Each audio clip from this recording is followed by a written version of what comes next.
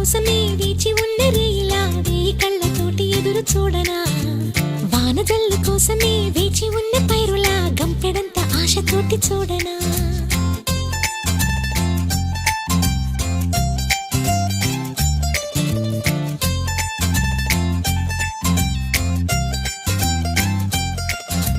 జోల పాట కోసం ఉయ్యాలలోన చంటి పాపలాగా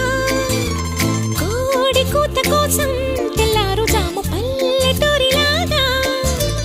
ఆగనే లేనుగా చెప్పవా నేరుగా గుండెలో ఉన్న మాట ఏ ఒకటి రెండు మూడు అంటూ అరే ఒక్కో క్షణాన్ని నేను